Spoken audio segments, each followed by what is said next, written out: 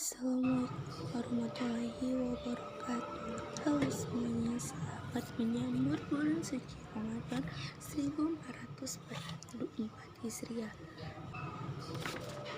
Apa saja yang dilakukan untuk menyambut bulan Ramadan, yaitu mendekati diri pada yang kuasa, memperdalamkan ilmu agama,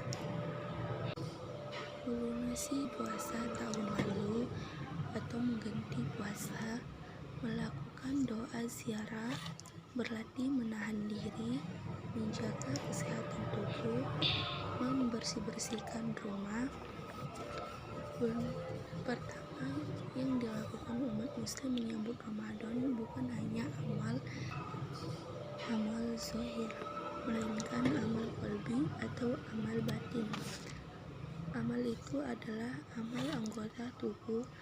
Sidat digunakan untuk sujud lisan, untuk baca Al-Quran. Itu semua disebut amal zahir.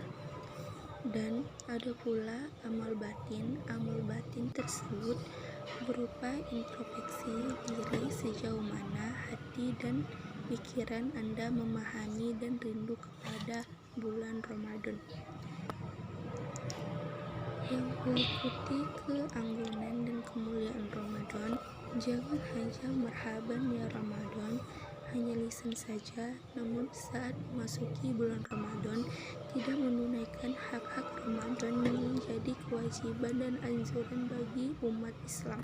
Di antaranya puasa, sholat tarawih, tadarus Al-Quran, infak dan bersedekah, beribadah secara khusyuk dan lainnya. Rasulullah mengingatkan betapa banyak yang puasa tapi tidak mendapatkan dari puasanya kecuali hanya rasa lapar, dan betapa banyak orang yang saat malam tapi tidak mendapatkan diri sholat kecuali hanya begadang. Di dalam puasa terkandung hikmah membersihkan jiwa, mensucikan serta membasahkan diri, endapan-endapan buruk bagi kesehatan tubuh, di akhlak-akhlak yang rendah. Pada bulan tersebut, satu keluarga dapat sahur dan buka bersama. Ketika petang kita mencari takjil dan banyak yang melantunkan Al-Quran di masjid dan musola. Selain itu, tidak jarang kita juga dapat bertemu dan berkumpul dengan teman lama untuk berbuka puasa bersama. Jika pada kondisi saat ini mungkin hal ini harus dibatasi, tapi tidak mengurangi nikmatnya bulan Ramadan. Jika kita lihat, mungkin di luar sana ada saudara-saudara kita yang tidak dapat berpuasa dan menikmati indahnya ibadah di bulan Ramadan karena sakit. Bulan Ramadan juga adalah bulan yang istimewa dan spesial. Oleh karena itu, hendaknya kita menyambut bulan yang mulia ini dengan penuh kegembiraan. Apabila kita hanya menyambut dengan biasa-biasa saja atau bahkan tidak terlalu peduli, maka kita termaksud orang yang merugi. Dalam hadis riwayat Ahmad dalam Al-Musnad 2-385 dikatakan bahwa Rasulullah SAW memberikan kabar gembira bagi para sahabat tentang datangnya bulan Ramadan. Beliau bersabda, telah datang kepadamu bulan Ramadan, bulan yang diberkahi. Allah mewajibkan atas kalian berpuasa. Di bulan Ramadan, pintu-pintu surga dibuka dan pintu-pintu neraka ditutup, serta setan-setan belenggu. Di dalam terdapat sebuah malam yang lebih baik dibandingkan dengan 1000 bulan. Siapa yang dihalangi dari kebaikannya, maka sungguh ia tidak memperoleh apapun.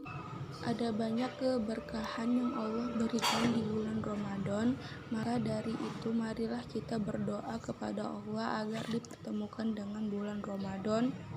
Kita berdoa agar diberikan kesempatan berupa usia dan kesehatan untuk bisa menjalankan ibadah puasa. Dan bulan puasa untuk menghapus dosa-dosa.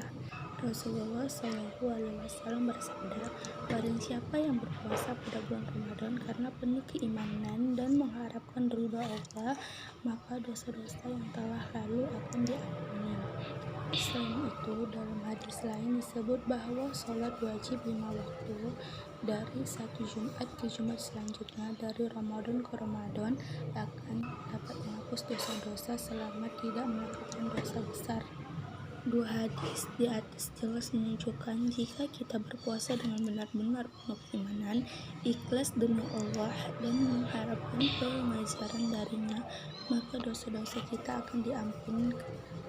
Kedua, puasa adalah perisai penghalang. Dalam hadis riwayat Imam Ahmad disebut puasa itu perisai penghalang yang akan menghalangi seseorang hamba dari api neraka. Hadis itu dikuatkan oleh hadis riwayat Imam Nasai. Puasa itu penghalang selagi ia tidak dirusak. Berdasarkan hadis itu, kita meyakinkan bahwa puasa yang kita lakukan sebagai tidak dirusak akan menjadi penghalang atau perisai dari api neraka kelak. Adapun hal-hal yang merusak puasa di antara adalah dusta, mengunjing, memfitnah, dan memaksiatkan lainnya. Karena itu, sudah selazimnya kita menjaga puasa kita agar tetap bermakna. Rasulullah mengingatkan betapa banyak orang yang berpuasa tapi tidak mendapatkan dari puasanya kecuali hanya rasa lapar, dan betapa banyak orang yang sholat malam tapi tidak mendapatkan dari sholatnya kecuali hanya begadang. Ramadan adalah bulan yang awalnya penuh dengan rahmat, pertengahan penuh ampunan, dan terakhirnya pembebasan dari neraka. Barang siapa yang memberikan keringan pada budak dan dimilikinya, maka Allah akan memerdekakannya dari neraka. Oleh sebab itu, pada bulan Ramadan, membanyakan 4 hal. 2 hal membuat kamu mendapatkan ridho Tuhan, dan 2 hal lain yang selalu kamu butuhkan.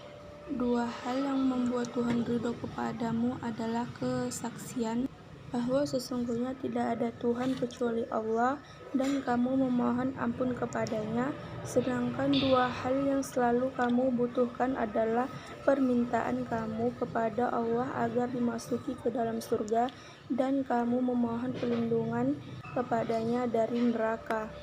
Oleh sebab itu, berbahagialah orang-orang yang diberi kesempatan untuk bertemu kembali dan menghirup udara segar bulan Ramadan yang mulia.